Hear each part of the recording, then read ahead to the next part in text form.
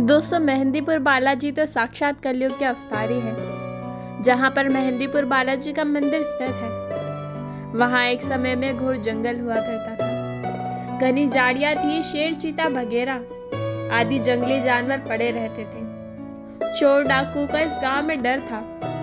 जो बाबा महंत जी महाराज के पूर्वज थे, उनको स्वप्न दिखाई दिया और स्वप्न की अवस्था में वे उठकर चल दिए। उन्हें ये पता नहीं था कि वे कहाँ जा रहे हैं। स्वप्न की अवस्था में उन्होंने अनोखी लीला देखी। एक ओर से हजारों दीपक जल रहे थे, हाथी घोड़ों की आवाजें आ रही थी, एक बहुत बड़े फौज चली आ रही थी। उस फौज में श्री बालाजी महाराज, श्री भैरव बाबा और श्री प्रेतराज सरकार को प्रणाम किया और जिस रास्ते से फौज आई उसी रास्ते से फौज चले गई। एक और गोसाई जी महाराज वहाँ खड़े होकर सब कुछ देख रहे थे। उन्हें कुछ डर सा लगा और वे अपने गांव की तरफ चल दिए। घर जाकर वो सोने की कोशिश करने लगे, परंतु उन्हें नींद नहीं आई। बार बार उसी स्वप्न के बारे में विचार करने लगे। जैसे उन्हें नींद आई, वो ही 3 मूर्तियां दिखाई दी। विशाल मंदिर दिखाई दिया और उनके कानों में वही आवाज आने लगी। कोई उनसे कह रहा था कि बेटा उठो, मेरी सेवा पूजा का भार ग्रहण करो। मैं अपनी लीलाओं का विस्तार करूंगा और कलयुग में अपनी शक्तियां दिखाऊंगा। यह कौन कह रहा था? रात में कोई दिखाई नहीं दिया। गोसाई जी महाराज इस बार भी इस बात पर ध्यान नहीं दिया। अंत में श्री बालाजी महाराज ने दर्शन दिए और कहा कि बेटा मेरी पूजा करो। दूसरे दिन गोसाई जी महाराज उठे, मूर्तियों के पास पहुंचे। उन्होंने देखा कि चारों ओर घंटे, घड़ियाल और नगाड़ों की आवाज आ रही है, किंतु कुछ दिखाई नहीं दिया। इसके बाद गोसाई महाराज नीचे आए और अपने पास के लोगों को इकट्ठा किया और अपने सपने के बारे में बताया। जो लोग सज्जन थे, उन्होंने मिलकर एक छोटी सी तिवारी बना दी। लोगों ने भोग की व्यवस्था कर दी। बालाजी महाराज ने लोगों को बहुत चमत्कार दिखाया।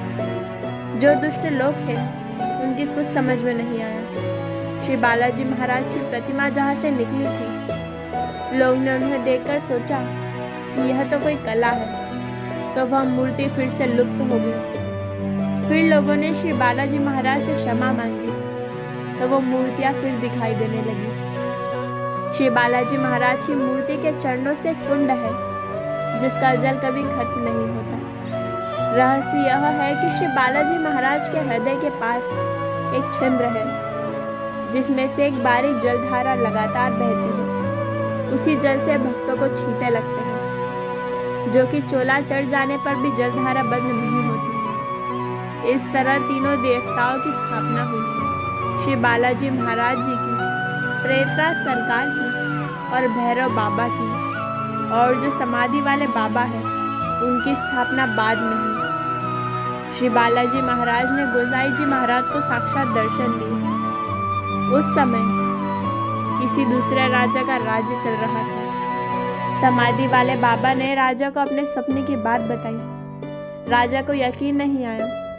राजा ने मूर्ति को देखकर कहा कि ये कोई कला है। इसके बाद मूर्ति फिर लुप्त हो गई। जो राजा ने खुदवाई कराई, तब भी मूर्ति का कोई पता नहीं चला।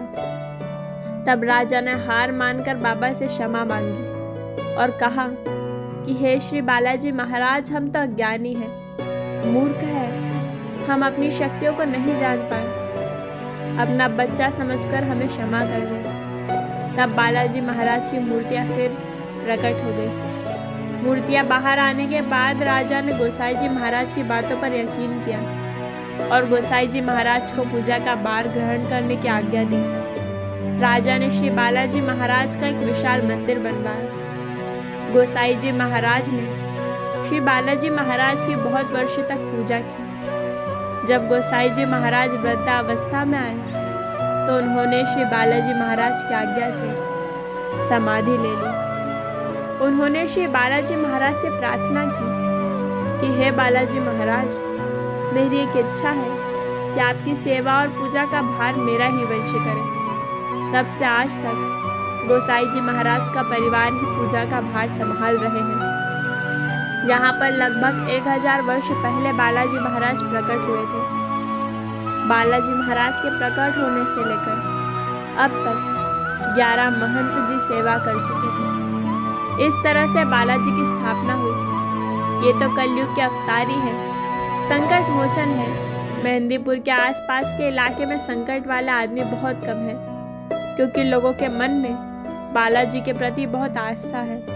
कहते हैं कि जिनके मन में विश्वास है, बालाजी महाराज उन्हीं के संकट काटते हैं। बालाजी महाराज की जय, प्रेतराज सरकार की जय, भैरव बाबा की जय। ये कथा आपको कैसी लगी हमें कमेंट बॉक्स में ज़रूर बताइएगा। धन्यवाद।